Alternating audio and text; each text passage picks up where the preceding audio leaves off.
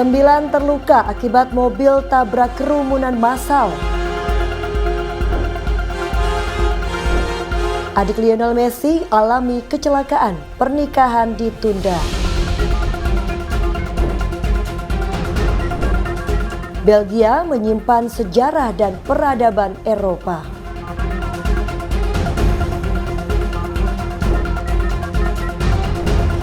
Halo pemirsa, Anda menyaksikan Mata Dunia, program yang menyajikan beragam informasi dari berbagai penjuru dunia. Bersama saya Rustulandari, inilah Mata Dunia selengkapnya.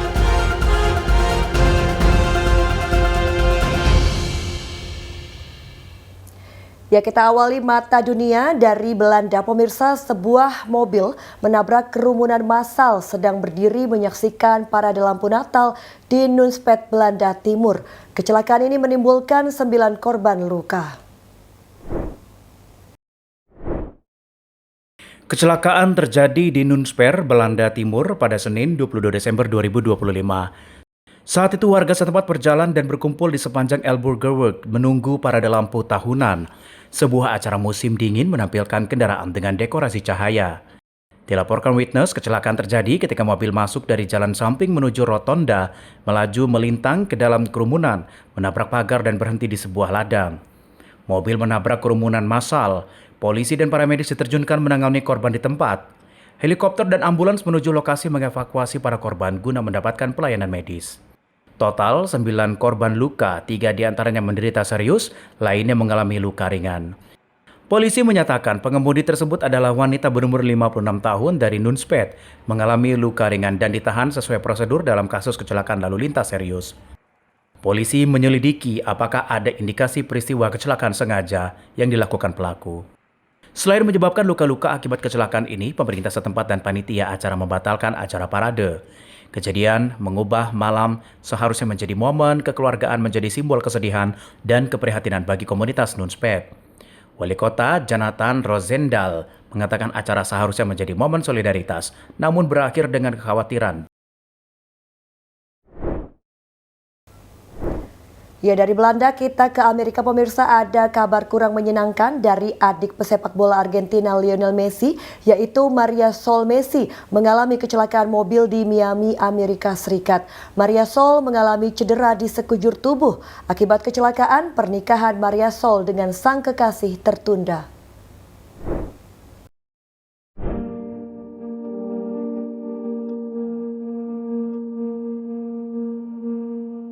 Adik pesepak bola Argentina Lionel Messi yaitu Maria Sol Messi mengalami kecelakaan mobil di Miami, Amerika Serikat. Perempuan berusia 32 tahun ini menjalani perawatan intensif di rumah sakit. Kecelakaan mobil ini membuat rencana pernikahan Marisol dibatalkan sementara.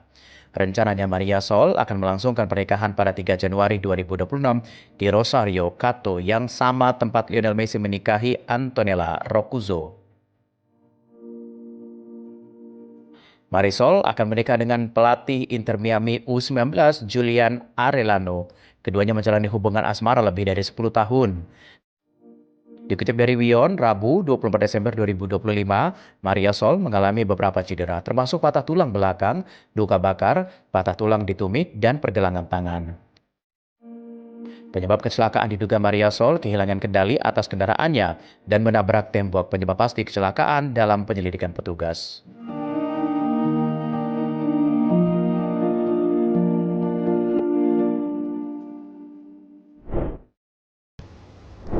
Masih dari Amerika, pemirsa, pesta kembang api berujung kepanikan kala sebuah kembang api terjatuh di lapangan stadium M&T Bank, Baltimore, Maryland, Amerika Serikat. Saat itu digelar pertandingan NFL antara Baltimore Ravens dan New England Patriots.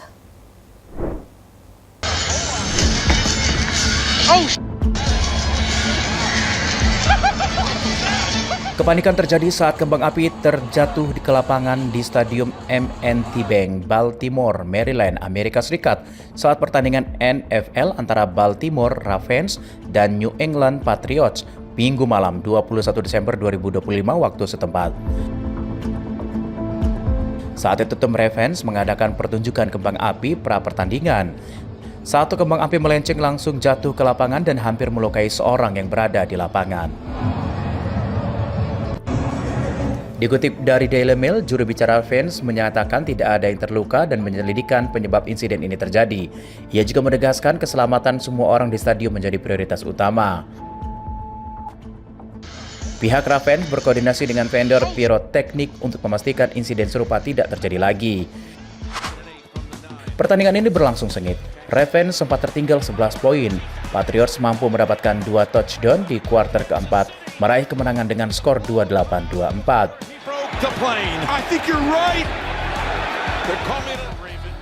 Dengan kemenangan ini, Patriots memastikan penampilan playoff pertama dalam 5 tahun.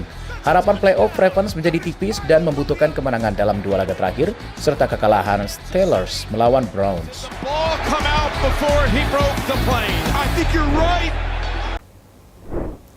Selanjutnya pemirsa, layanan taksi tanpa pengemudi atau otonom menimbulkan kemacetan saat aliran listrik berskala besar di San Francisco, Amerika Serikat padam. Taksi Waymo terpaksa berhenti di pertengahan perjalanan karena lampu lalu lintas tidak menyala.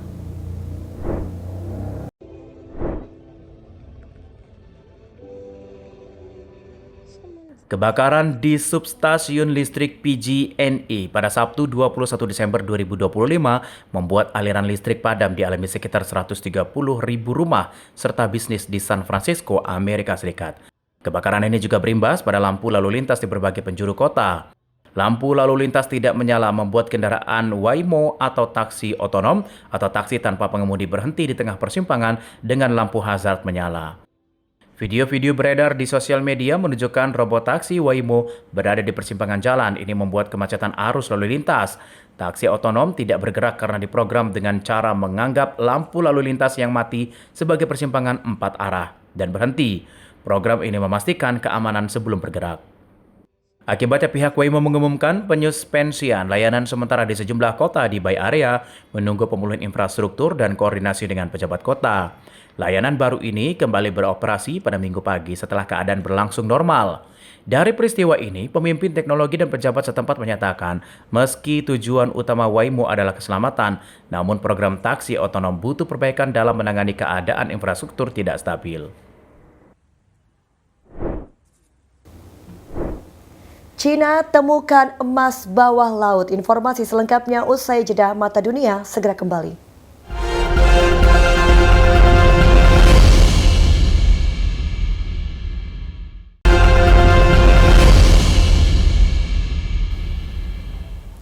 Anda kembali bersama kami di Mata Dunia. Pemirsa, Cina kembali bikin heboh dunia tambang. Dari perairan Shandong, cadangan emas bawah laut pertama dan terbesar di Asia berhasil ditemukan. Temuan ini langsung menguatkan posisi Cina di peta emas dunia.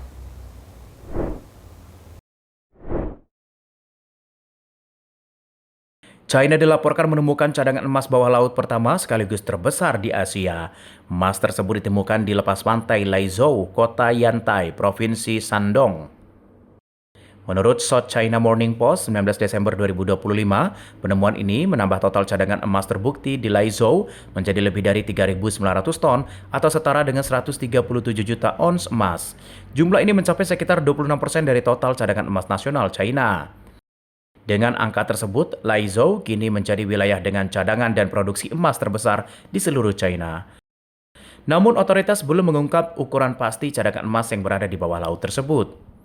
Sebelumnya, pada November lalu, pemerintah China juga mengumumkan penemuan deposit emas berskala super besar di Provinsi Liaoning dengan total 1.444 ton.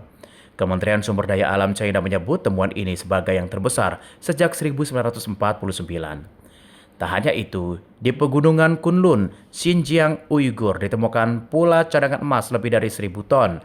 Rangkaian temuan ini kian menguatkan posisi Cina sebagai produsen biji emas terbesar di dunia dengan produksi sekitar 377 ton per tahun. Masih di Cina pemirsa, boneka salju atau lebih dikenal manusia salju ukuran raksasa diperkenalkan di Harbin, Cina Timur Laut. Ketinggiannya mencapai 19 meter. Karya seni es ini menjadi daya tarik utama Festival Es dan Salju tahunan.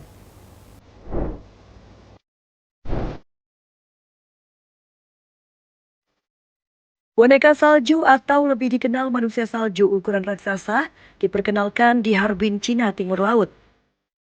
Proses pembangunan patung salju ini memakan waktu sekitar 10 hingga 11 hari dengan melibatkan puluhan pematung profesional serta ratusan pekerja.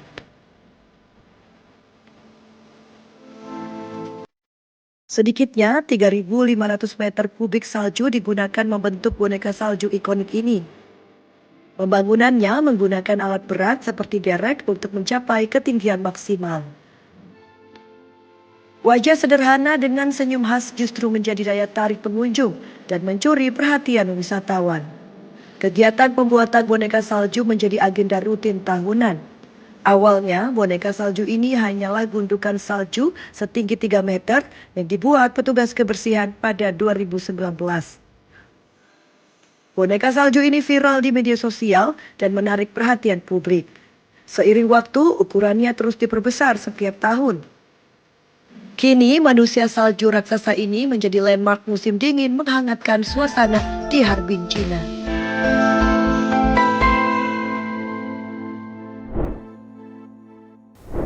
Kemeriahan suasana musim dingin menyelimuti kawasan pusat bisnis di kota Shanghai, Cina. Ribuan warga lokal serta wisatawan mancanegara memadati pasar Natal tradisional bergaya Jerman. Di sini pengunjung ditawarkan beragam pengalaman yang tak bisa dilupakan. Mulai dari dekorasi cahaya memukau hingga deretan kuliner khas Eropa yang menggugah selera.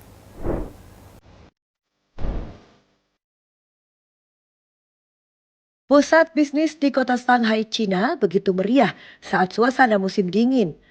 Berlokasi di kawasan ikonik Rockben, Pasar Natal tahun ini mengusung tema kearifan lokal berpadu dengan tradisi barat. Dekorasi lampu-lampu kristal dan pohon Natal setinggi 20 meter menjadi pusat perhatian bagi para pemburu konten media sosial.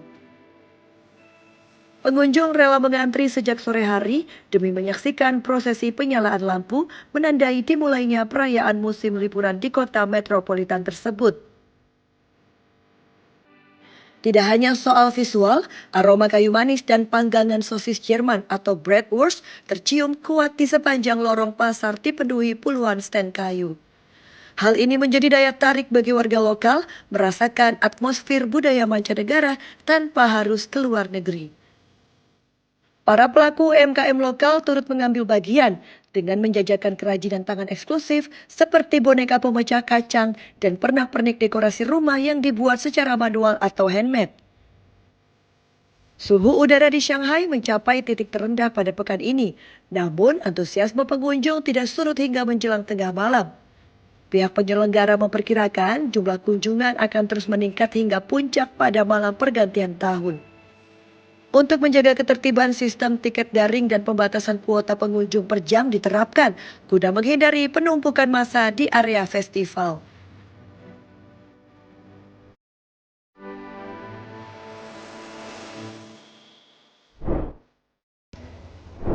Masih seputar keindahan Natal, pemirsa. Keindahan suasana Natal menyelimuti kota Monaco, negara kecil di pantai Mediterania.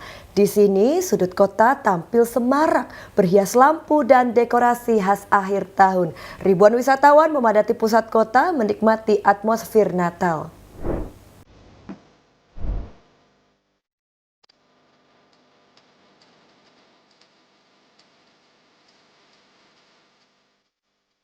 Sepanjang jalan utama Monaco dipenuhi gemerlap lampu Natal, menghiasi gedung-gedung bersejarah, hotel mewah hingga area pelabuhan.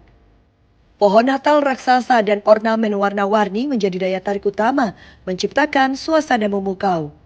Tidak hanya dekorasi, pasar Natal juga menjadi pusat keramaian yang dikunjungi pengunjung lokal dan mancanegara. Di sini, berbagai stand menyajikan makanan khas Eropa, minuman hangat, serta cenderamata bertema Natal. Musik Natal dan pertunjukan seni jalanan turut meramaikan suasana, menambah kehangatan di tengah musim dingin. Pemerintah Monaco menyebut perayaan Natal tahun ini digelar sebagai upaya menjaga tradisi, sekaligus meningkatkan sektor pariwisata.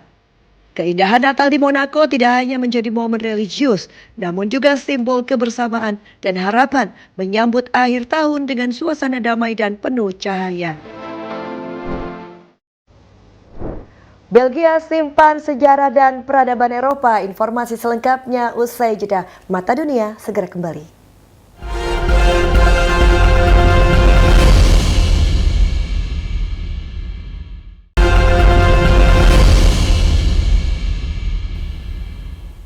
Terima kasih Anda masih bersama kami di Mata Dunia. Kali ini saya akan mengajak Anda untuk jalan-jalan ke Belgia.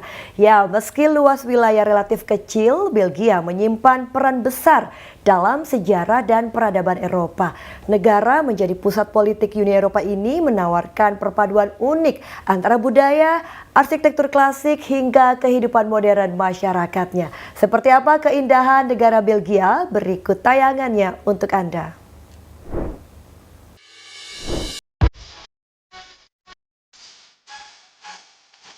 Selamat datang di Belgia. Terletak di kawasan Eropa Barat, berbatasan langsung dengan Belanda, Jerman, Luxembourg, dan Prancis, serta memiliki akses ke Laut Utara. Letak Belgia yang strategis menjadikan Belgia sejak lama sebagai jalur perdagangan, pertukaran budaya, hingga pusat diplomasi internasional. Negara ini dikenal sebagai bangsa multibahasa dengan 3 bahasa resmi, yaitu Belanda, Prancis, dan Jerman, mencerminkan keberagaman budaya masyarakatnya. Warisan sejarah Eropa berpadu dengan kehidupan modern, menjadikan Belgia tidak hanya penting secara politik, tetapi juga kaya akan identitas budaya.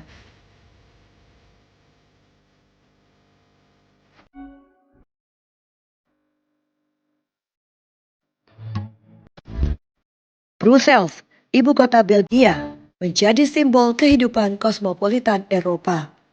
Kota ini tidak hanya menjadi pusat pemerintahan nasional, tetapi juga rumah bagi berbagai institusi penting Uni Eropa. Masyarakatnya datang dari berbagai negara, menciptakan suasana multinasional yang dinamis. Salah satu ikon paling terkenal di Brussels adalah Atomium, dibangun untuk World Expo tahun 1958. Bangunan berbentuk struktur atom besi raksasa ini melambangkan kemajuan ilmu pengetahuan dan optimisme masa depan. Kini, Atomium menjadi museum sekaligus dek observasi yang menyajikan panorama kota Brussels. Tak jauh dari Atomium terdapat kawasan Cinquantenaire, kompleks taman dan bangunan monumental yang dibangun memperingati 5 tahun kemerdekaan Belgia. Lengkungan kemenangan yang megah menjadi saksi perjalanan sejarah bangsa Belgia sekaligus ruang publik yang ramai dikunjungi warga dan wisatawan.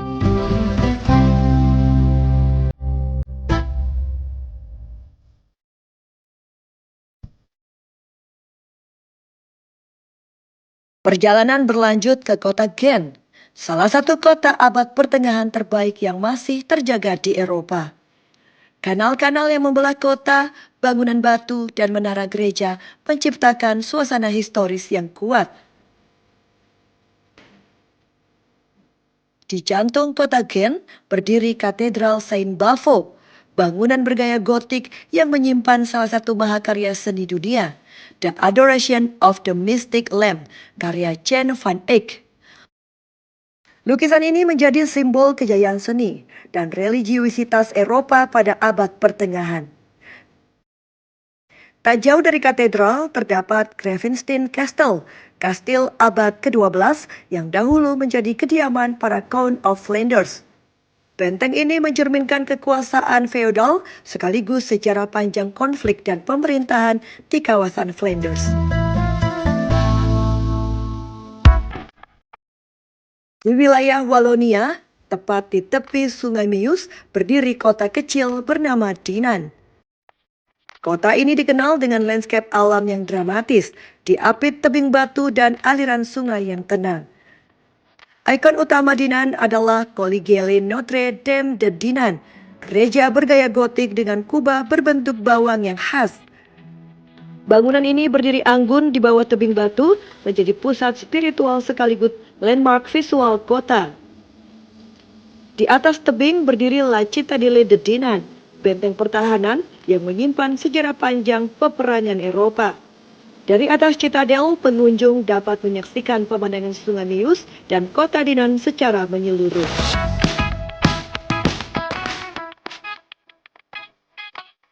Belgia membuktikan bahwa ukuran wilayah tidak menentukan besarnya peran sebuah bangsa.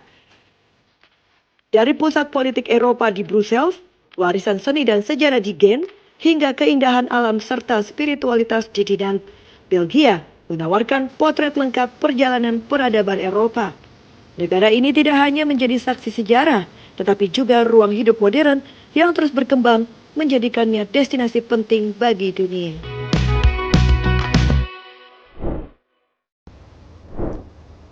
Ya, informasi selanjutnya tidak kalah menarik pemirsa. Meski darurat pandemi telah berakhir sejak lama, warga yang menjaga kebugaran tak sepenuhnya meninggalkan kelas olahraga online. Teknologi terkini menjanjikan pengalaman optimal kebugaran daring adalah teknologi realitas campuran. Realitas virtual mempertimbangkan kesadaran spasial. Kelas olahraga online menjadi sebuah kelaziman, terutama sejak darurat pandemi COVID, saat kegiatan kelas olahraga tatap muka dibatasi atau dilarang. Perkembangan lebih lanjut adalah pemanfaatan teknologi realitas virtual atau VR guna memadukan kelebihan kelas tatap muka dengan kelas online. Digital fitness, it really outperforms in real life in terms of efficiencies because people can access it anywhere, anytime, and it's very low cost. But often what you trade in efficiencies, you give up in what you gain in efficiencies, you give up in experience. And so we've always looked at VR as something that would allow us to recapture some of that immersion that you'd sacrifice in just standard streaming digital fitness. Tapi perlu waktu untuk menyempurnakan teknologinya, termasuk yang digunakan dalam headset VR buatan Meta, Quest generasi ketiga. So we can do higher quality, we can do like more detail in the video, more frames per second. So it's going to make the experience better, more real, more like you're really there, like the experience is more exciting in that sense. Perkembangan terkini yang dimiliki Quest 3 adalah teknologi pass-through, memungkinkan pengguna menikmati apa yang disebut sebagai realitas campuran alias mixed reality, tak hanya apa yang terjadi di headset. We're using mixed reality, full color pass-through, so you can bring one of our celebrity instructors right into your own living room. And as you engage with those peripherals, you're seeing and enjoying all the social and the interactive UX elements of that virtual reality has to offer, that Quest has to offer, but you also see your real environment, so you get kind of the best of both worlds.